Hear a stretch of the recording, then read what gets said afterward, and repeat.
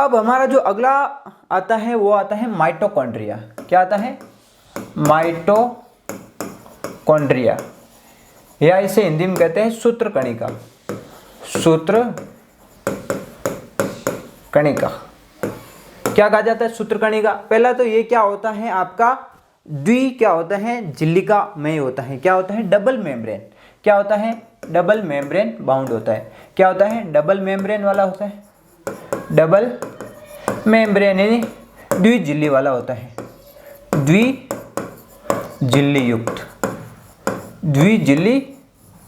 युक्त होता है। क्या होता है? द्विझिल्ली युक्त है। इसके अंदर दो झिल्लियां उपस्थित होती है। अब किसके अंदर दो वाली होती हैं, किसके अंदर अनुपस्थित होता है? बहुत ही इंपॉर्टेंट होता है। यानी ये डबल वाली किसमें है? डबल। और किसमें होती हैं? जो झिल्ली अनुपस्थित होती है। ये क्या है? झिल्ली के बता रहा हूँ। झिल्ली किसमें डबल होती है, किसमें अनुपस्थित होता है? बहुत जनों को इसमें डाउट होता है, लेकिन अपन इसको ट्रिक के माध्यम से याद रख लेंगे। दुनिया आपको रटाएगी, लेकिन अपन स्मार्ट तरीके से काम करेंगे। देखो, डबल वाला आपको याद रखना है MNC। क्या याद रखोगे? एक बार बोलिए MNC। Mitochondria nucleus chloroplast. क्या है? Mitochondria nucleus chloroplast. क्या हो गया? माइटोकॉन्ड्रिया केंद्रक और हरित लवक। क्या हो गया?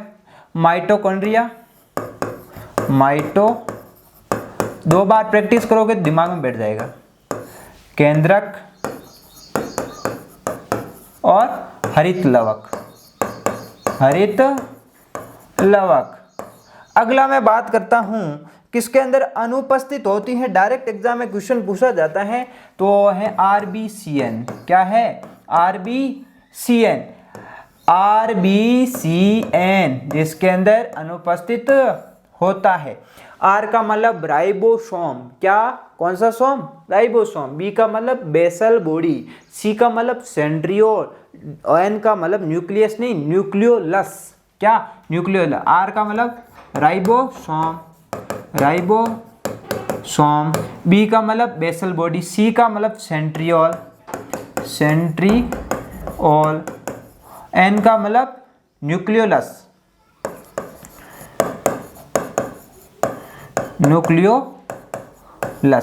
क्या है? न्यूक्लियोलस। अनुपस्थित किसमें होती है? RBCN। उपस्थित किसमें होती है? MNC। यानी माइटोकॉन्ड्रिया केंद्रक, हरित लवक, अनुपस्थित राइबोसोम, सेंट्रियोल, न्यूक्लियोलस और बेसल बॉडी। तो यहाँ पर आपको माइटोकॉन्ड्रिया किसमें दिखाई दे रहे हैं? डबल मेम्ब्रेन बाउंड वाले में दिखाई दे रहा है। अब इसके पॉइंट आप लिखते जाओ। सेकेंड पॉइंट इसका मैं लिखूं फर्स्ट पॉइंट, तो इसे क्या कहा जाता है? कोशिका का शक्तिगृह। कोशिका का शक्तिगृह। क्या कहा जाता है? कोशिका का शक्ति कह दो या power house of the cell. Power house of the cell. इसी के एक और नाम होता है ATP का उद्योग केंद्र। ATP का केंद्र, ठीक है। इसे क्या बोला जाता है? ATP का केंद्र भी बोला जाता है। अब इसे क्यों बोला जाता है ये अभी बताऊंगा। इसके अंदर क्या चलता है? वायवीय श्वसन होता है। क्या होता है? वायवीय श्वसन। और इसके अंदर क्या होती है? क्रेब्स साइकिल चलती है। क्या चलती है? क्रेब्स चक्र चलता है। अब क्रेब्स चक्र क्या होता है? आपके जो ऊर्जा बनती है क्रेब्स साइकिल के अंदर, जहाँ वायवीय श्वसन के माध्यम से चलती है। और यहाँ पर आपको क्रिस्टी दिखाई दे रही है। यहाँ पर क्या होते हैं? इसके होते हैं, यहाँ पर चलती है। यहाँ पर क्या चलती है? क्रेब्स साइकिल चलती है। अब यहाँ पर क्रेब्स साइकिल चलेगी तो यहाँ से क्या उत्पन्न होते हैं? आपकी ATP प्रोड्यूस होती है। क्या होती है? ATP प्रोड्यूस होती है, ठीक है। क्या उत्पन्न होती है? ATP प्रोड्यूस होती है। इसलिए इसे क्या कहा जाता है? कोशिका का शक्तिगृह। यहाँ शक्ति देने का कार्य कर रहा है। और अगला पॉइंट आपको याद रखना है चौथा, यानी ये अर्ध स्वायत्त क्या होता है? अंग होता है। अर्ध स्वायत्त क्या होता है? अंगक, यानी सेमी ऑटोनोमस ऑर्गेनेल होता है। क्या होता है? Semi autonomous. क्या होता है? सेमी ऑटोनोमस सेल ऑर्गेनेल कौन होता है? आपका जो माइटोकॉन्ड्रिया। ऐसा क्यों कहा गया है? ऐसा इसीलिए कहा गया है क्योंकि इसका खुद का अपना डीएनए होता है। क्या होता है? खुद का अपना डीएनए हो गया तो जो भी आपके रेप्लिकेशन वाला काम है खुद कर लेगा, लेकिन रहने के लिए सेल के अंदर रहता है, इसलिए अर्धस्वायत्त के अंदर इसे अंग कहा गए हैं। यानी इसका खुद का अपना क्या होता है? इसका खुद का अपना क्या होता है? खुद का अपना,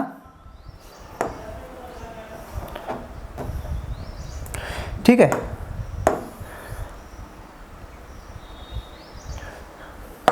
देखो 6 पॉइंट आता है आपका 5 पॉइंट, यानी इसमें वर्ताकार डबल स्टैंडर्ड, जो वर्ताकार इसके अंदर डीएनए उपस्थित होता है। डबल स्टैंडर्ड हो गया आपका डबल स्टैंडर्ड वर्ताकार डीएनए, वर्ताकार डीएनए उपस्थित होता है। कौन सा? डबल स्टैंडर्ड वर्ताकार डीएनए इसके अंदर उपस्थित होता है, खुद का ही उपस्थित होता है। यानी कोशिका का, जंतु कोशिका का एकमात्र अंगक है जिसका खुद का अपना जेनेटिक मटेरियल होता है, डीएनए होता है। कौन होता है? आपका माइटोकॉन्ड्रिया होता है। कौन होता है? माइटोकॉन्ड्रिया होता है। तो आपको पॉइंट ये याद रखना है, ठीक है। तो ये आपको माइटोकॉन्ड्रिया से रिलेटेड पॉइंट याद रखना है। अब मैं नेक्स्ट चलता हूँ, तो हमारे पास आते हैं प्लास्टिड यानी लवक। अब लवक के अंदर भी क्या होता है? मैंने बताया था डबल मेम्ब्रेन बाउंड होता है, डबल मेम्ब्रेन वाला होता है। नहीं, द्वि इसके अंदर क्या होती है? 2 प्रकार की मेम्ब्रेन होती है, ठीक है। अब प्लास्टिड भी 2-3 प्रकार का हो जाता है। कितने प्रकार का हो जाता है? 3 प्रकार का प्लास्टिड हो जाता है। कितने प्रकार का प्लास्टिड हो जाता है? 3 प्रकार का प्लास्टिड हो जाता है, ठीक है। कितने प्रकार का प्लास्टिड हो जाता है? 3 प्रकार का प्लास्टिड हो जाता है। पहले बोला जाता है आपका जो एमाइलोप्लास्ट, ठीक है, ल्यूकोप्लास्ट एंड क्लोरोप्लास्ट, या इसे इस प्रकार से कह दूं क्लोरोप्लास्ट, ल्यूकोप्लास्ट और क्रोमोप्लास्ट। क्या होता है? क्रोमोप्लास्ट, क्रोमोप्लास्ट, ठीक है, ल्यूकोप्लास्ट एंड क्लोरोप्लास्ट, क्लोरोप्लास्ट। देखो chromoplast, leucoplast and chloroplast. Chloroplast को तो अपन अभी डिटेल से पढ़ेंगे, ठीक है। अभी अपन क्लोरोप्लास्ट को डिटेल से पढ़ेंगे। ल्यूकोप्लास्ट होता है, इसके अंदर किसी भी प्रकार का कलर नहीं होता है। क्लोरोप्लास्ट हरा होता है, और जो भी आपका पादपों के अंदर कलर देता है, पंखुड़ियों का कलर होता है, वो किसके अंदर देता है? कौन देता है? आपका क्रोमोप्लास्ट देता है। कौन देता है? क्रोमोप्लास्ट, यानी पंखुड़ियों को कलर देना, पंखुड़ियों को कलर देना। पंखुड़ियों को कलर कौन देता है? आपका क्रोमोप्लास्ट देता है। क्या देता है? क्रोमोप्लास्ट देता है, पंखुड़ियों को कलर देता है। यहाँ पर क्लोरोप्लास्ट दिखाई दे रहा है, ठीक है। ल्यूकोप्लास्ट ये रहा, जिसके अंदर किसी भी प्रकार के वर्णक नहीं होते हैं, ये रहा क्रोमोप्लास्ट, ठीक है। अब इसके अंदर भी क्या आ जाता है? इलियोप्लास्ट, एमाइलोप्लास्ट, प्रोटियोप्लास्ट, ठीक है, ल्यूकोप्लास्ट हो गया ये। अब मैं आगे चलता हूँ, आता है आपका प्लास्टिड के अंदर आता है क्लोरोप्लास्ट। क्या आता है? क्लोरोप्लास्ट। क्या आता है?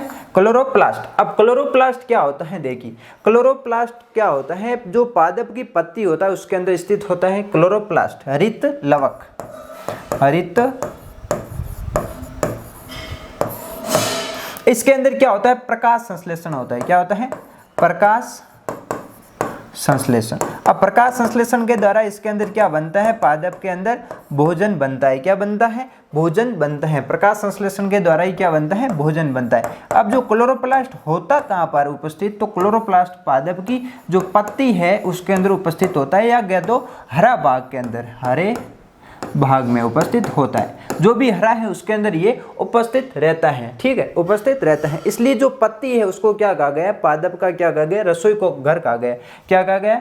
पादप का रसोई घर, पादप का रसोई घर कहा गया है। क्या कहा गया है? पादप का रसोई घर किसे कहा गया है? आपके पत्ती को कहा गया है पादप का रसोई घर। इसके बाद इसके अंदर चलते हैं तो अपन को क्या दिखाई दे रहा है? यहाँ सबसे बाहरी मेम्ब्रेन, उसके बाद inter membrane space, outer membrane, stroma, उसके बाद थाइक्लोइड और लेमिला है, ठीक है। अब यहाँ पर क्या है? हरित लवक। हरित लवक को मैं आगे देखता हूँ, इसके अंदर मैं चलता हूँ तो इसके अंदर भी स्ट्रोमा, ठीक है। अंदर अंदर पार्ट आते हैं, थैलाकोइड और स्ट्रोमा का पार्ट आता है, उसके बाद थैलाकोइड है, उसके बाद जो उसकी सिक्के नुमा संरचना दिखाई दे रही वो भी आपस में क्या रहते हैं, एक दूसरे से इंटरकनेक्टेड। अब यहाँ पर लाइट आएगी तो इसके अंदर क्या होता है, प्रकाश संश्लेषण होता है और यहाँ से क्या बनती है, ऊर्जा बनती है। क्या बनती है, ऊर्जा भी बनती है, ऑक्सीजन भी बनती है।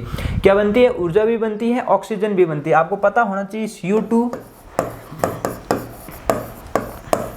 CO2 प्लस H2 से क्या बनता है, C6H12O6 plus oxygen plus H2O। ठीक है, ये क्या बनती है आपके, ये तो हो गया ऊर्जा के लिए, ये ऑक्सीजन बनती है। ठीक है, ये ऑक्सीजन बनती है HNO और प्रकाश की उपस्थिति में ही होता है। ठीक है, तो प्रकाश जो हरित लवक है क्या करता है, आपके जो पादपों के अंदर प्रकाश संश्लेषण करता है और ऊर्जा बनाता है। क्या बनाता है, ऊर्जा बनाता है। जिस प्रकार से कौन करता है, अपना जो माइटोकॉन्ड्रिया मनुष्य के अंदर करता है, जंतुओं के अंदर करता है, उसी प्रकार करता है। इसके अंदर अगला पॉइंट मैं चलता हूँ हरित लवक के अंदर, तो इसके अंदर भी डबल स्टैंडर्ड वर्ताकार डीएनए होता है। वर्ताकार डीएनए, डबल स्टैंडर्ड वर्ताकार डीएनए इसके अंदर उपस्थित होता है। क्या होता है, डबल स्टैंडर्ड वर्ताकार डीएनए उपस्थित होता है। ये भी अर्ध स्वतःई केंद्र अंगक होगा है, क्योंकि इसके अंदर खुद का अपना डीएनए होता है और निर्भर किसके लिए रहता है, आपके यहाँ पर जो सेल है उसके ऊपर निर्भर रहता है। तो ये भी अर्ध स्वतःई क्या होता है, आपका पार्ट होता है। Semi autonomous cell organelle, semi autonomous cell organelle होता है। क्या होता है, सेमी ऑटोनोमस सेल ऑर्गेनिल कौन होता है, आपका जो हरित लवक होता है। तो हरित लवक के बारे में आपको इतनी चीज़ें ध्यान रखनी है।